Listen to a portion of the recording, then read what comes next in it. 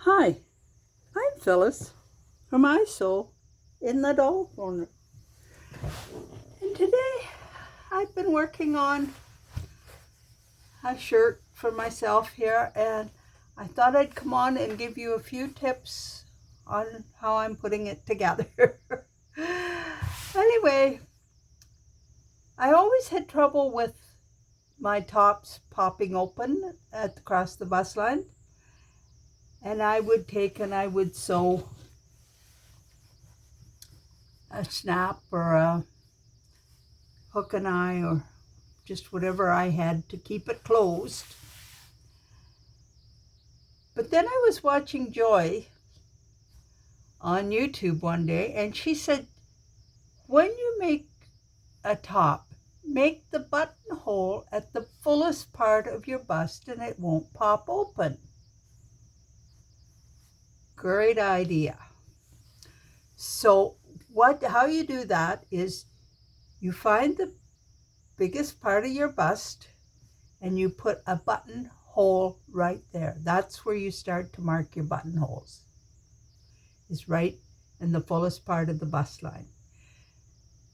Then you go up from there. And if it's a high neckline, you might need 2 buttons or 3, depending on what you need. But with this top, I only needed 1 buttonhole above. So I go right to I mark my buttonhole here, and I mark my buttonhole at the top. If I needed 2 buttonholes, I would have marked it up here and then put the second one halfway between. But this one I only needed 1, so I went here. This is my fullest part, and that's where I have my buttonhole, and then I put 1 right at the top. Measured the distance between these 2, and then I used it for the rest of my button, this measurement for the rest of my buttonholes. No problem. But if you needed 2, then you would have to take the measurement in between, whatever it was, and then just, if you went here and went down, then it mightn't work out as nice at the top. You might be off a bit in your measurement. So by starting at the top, then these are all the same measurement. So that's number 1 tip. Number 2 tip is, this has a shirt tail bottom on it. So to make the shirt top, sew your hem. Make sure it's even, of course. And then sew your side seam. And see how nice and neat that will be when I sew that.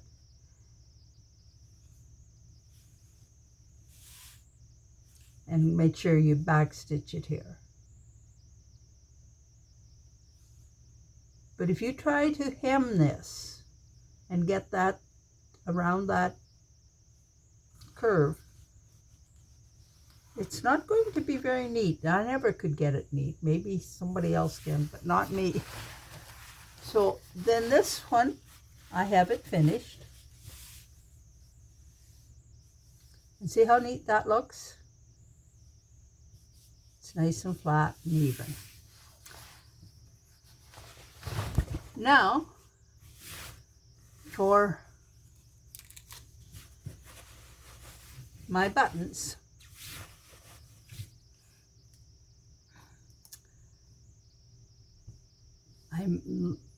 After I have my buttonholes cut, I mark where my buttons are to go.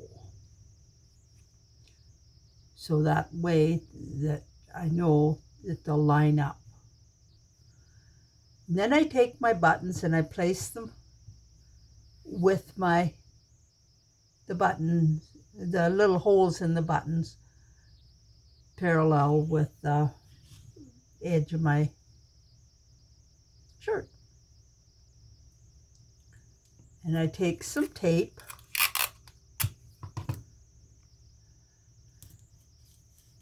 and tape them down so they're all in place, so I won't be shifting them. And then I take and put a little mark so I can see where the hole is. Some tapes are more visible than others. You may not need this, but it's something you can do if you have trouble. And then I take and set up my sewing machine, and I don't have a proper button pressure foot. They're out there, but I just don't have one. And I always just used my ordinary foot, but I find now that I have an open-toed buttonhole, pressure foot, it's easier to see and it fits on there nicely. You just adjust it to where you need to go. I lower my feed dogs, and then I set my stitch length at 0, and my zigzag I find 3, but that may not work on all machines.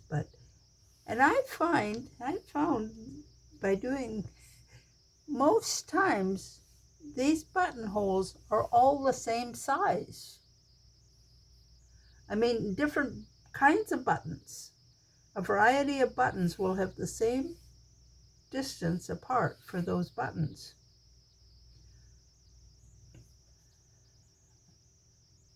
Not saying they all have, but most of the ones I've been dealing with lately all have the same size. Anyway, then I set my machine on there, line it up carefully, and make sure my width is perfect. And then I sew. And then I just go up the whole line, and it only takes me a matter of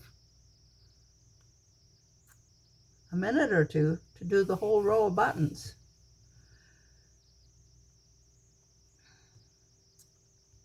So if you find that helpful, give me a thumbs up. If you found it helpful, or if you have some other tips you'd like to pass on to me, I would appreciate that. And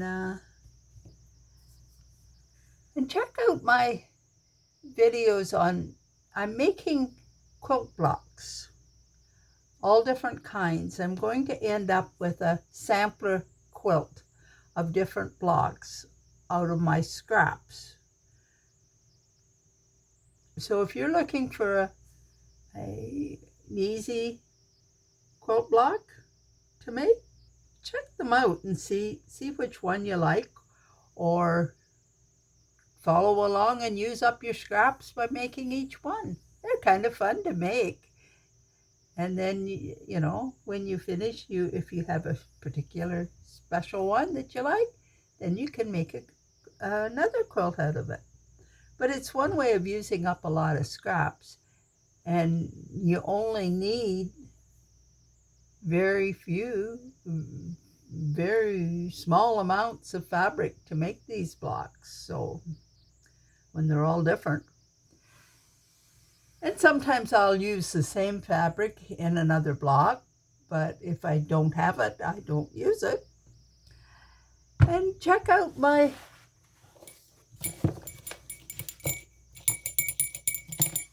subscribe to my channel, give me a thumbs up, touch the bell to be notified, and check out my Etsy shop for my basic doll patterns.